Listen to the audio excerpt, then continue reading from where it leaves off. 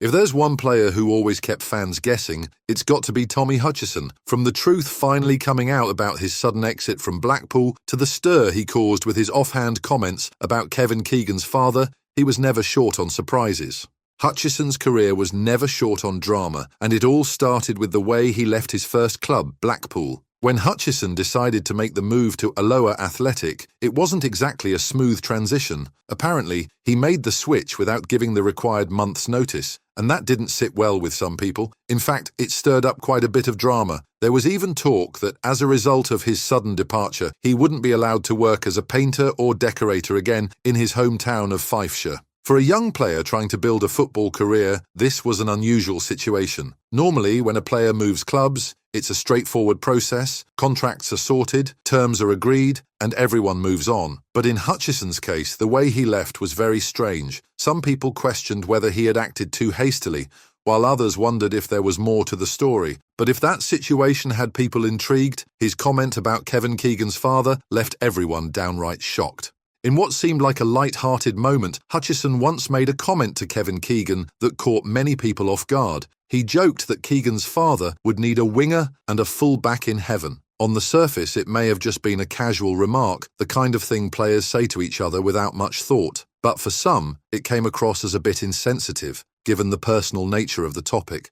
While Hutchison likely didn't mean any harm, it was one of those comments that stuck with people. In football, banter and jokes between players are common, but certain topics can be tricky, and this one seemed to tread a fine line. Some saw it as just a bit of dark humour, while others felt it was inappropriate. Either way, it wasn't something people forgot easily. Still, this wasn't the biggest moment of controversy linked to his name. That came in the 1981 FA Cup final, when Hutchison found himself in the middle of one of the most unforgettable moments of his career, an own goal that played a huge part in Manchester City's eventual defeat in the replay. Scoring in a cup final is usually a dream come true for any footballer, a moment of glory that gets replayed for years to come. But for Tommy Hutchison, the experience was bittersweet. He did find the back of the net in the 1981 FA Cup final, but in an unfortunate twist, he also scored an own goal. It was the kind of moment that every player dreads, especially on such a big stage. At first, things looked promising. Hutchison had put Manchester City ahead, giving the fans hope that their team could lift the trophy. But later in the game, fate took a cruel turn. A free kick from Tottenham Hotspur deflected off him and ended up in the back of his own net. Just like that, the lead was gone, and the match finished 1-1, forcing a replay. 5 days later, City lost 3-2, and just like that, their FA Cup dreams were over. Hutchison wasn't just a player who stirred up controversy, he was also someone who could make an impact almost instantly. Born in Cardendon, Fife, he started his professional career with Alloa Athletic in the Scottish Second Division after catching the eye of manager Archie McPherson. It didn't take long for bigger clubs to notice his talent, and in February 1968, Blackpool swooped in and signed him for just over £10,000. As soon as he arrived, Hutchison wasted no time making his mark. He quickly took over Graham Oates' spot at outside left and made his debut against Plymouth on March 30th in the English Second Division.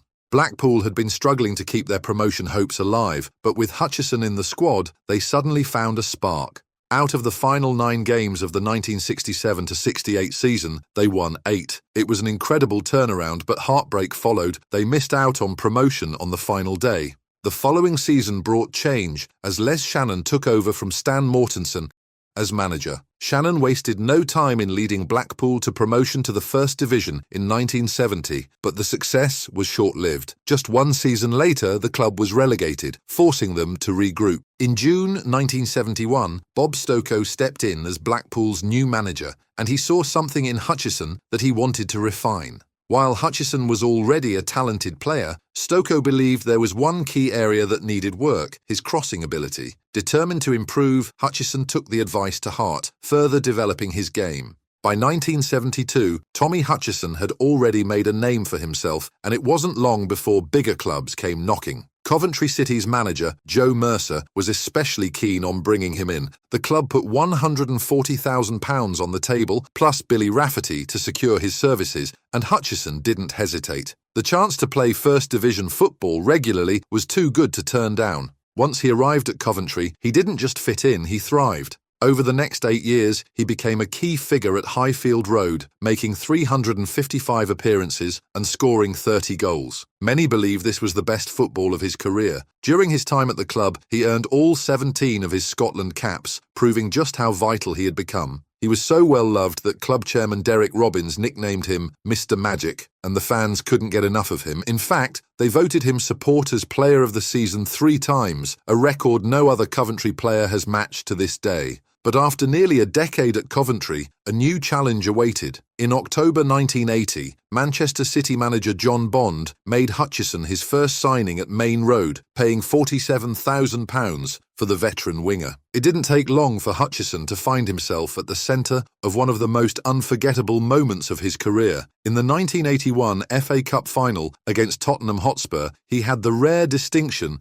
of scoring for both teams. At first, he gave City the lead with a goal that sent their fans into a frenzy. But then, in a cruel twist of fate, he accidentally deflected a free kick into his own net, forcing a replay. City fought hard, but ultimately lost 3-2 5 days later. It was a heartbreaking moment, but Hutchison took it in stride, never one to shy away from his role in the game's biggest moments. After his time at Manchester City, Hutchison took his talents abroad, playing for Bulova in Hong Kong and later joining the Seattle Sounders in the US. But he wasn't done with English football just yet.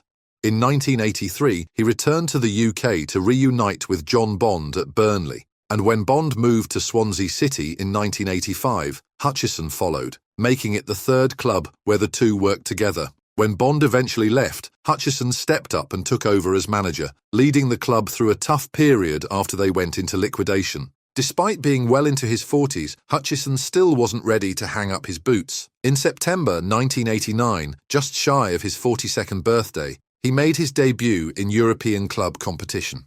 After winning the Welsh FA Cup, Swansea earned a spot in the UEFA Cup Winners' Cup, where they faced Greek giants Panathinaikos. They put up a strong fight, losing 3-2 in Athens and drawing 3-3 at home, proving they weren't just there to make up the numbers. Even as he neared the end of his playing days, Hutchison continued breaking records. In March 1991, at the age of 43 years, 5 months and 19 days, he became the oldest player ever to take the field for Swansea City, playing against Southend United.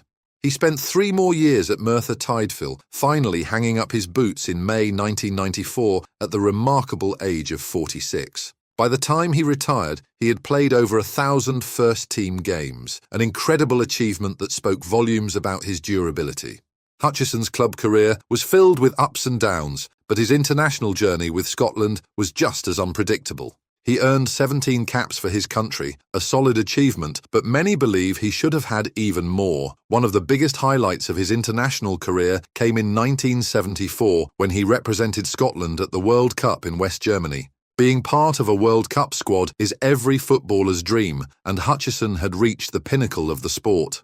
However, just 4 years later, in what should have been the prime of his career, he faced a shocker mission. Despite playing some of his best football at the time, he was left out of Scotland's squad for the 1978 World Cup in Argentina. It was a decision that baffled many fans and pundits. How could a player of his quality, who was performing at such a high level, not be included? To this day, it remains one of the biggest question marks in his career. Even after stepping away from professional football, Hutchison's connection to the game never faded. He chose to remain in South Wales, where he worked as a football development officer for Bristol City. His role allowed him to pass on his knowledge and experience to young players, helping shape the next generation of footballers. For someone who had spent decades in the sport, it was the perfect way to give back. Hutchison stayed in South Wales until 2012 when he decided to return home to Scotland. But even though he had moved on from his playing days, his legacy was far from forgotten. Coventry City fans who had adored him during his 8 years at the club voted him the most popular player of their First Division era in a poll conducted by the Coventry Evening Telegraph. Considering the number of talented players who had worn the Sky Blues shirt, this was an incredible honour. It was clear that Hutchison had left a lasting impact, not just because of his performances on the pitch, but because of the way he carried himself and the connection he built with the supporters. For a player who had played for so many clubs and experienced so many highs and lows, it was only fitting that Hutchison would eventually be recognised for his contributions to the game.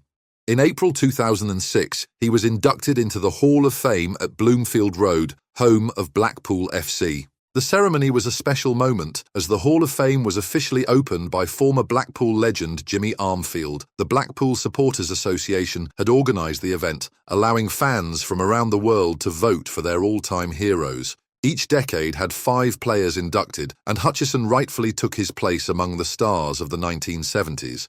It was a well-deserved honour for a player who had given so much to the game. Whether it was his early years at Blackpool, his legendary spell at Coventry, his dramatic FA Cup final moment with Manchester City, or his international career with Scotland, Hutchison had built a legacy that would stand the test of time. Hutchison's journey through football was truly unique. He was a player who could make an instant impact, a leader who carried teams through tough times, and a competitor who never backed down from a challenge. He played in multiple countries, suited up for legendary clubs, and even made a few surprise appearances for Manchester United. He saw the highest levels of football at the World Cup and the grittier side of the game in the lower leagues. Through it all, he remained the same hard-working, determined, and skillful player that fans loved. Even after retiring at 46, an age when most players had long since moved on, he stayed close to the game, helping young footballers and keeping the spirit of the sport alive. And long after he played his final match, he continued to be honoured and remembered for the incredible career he had.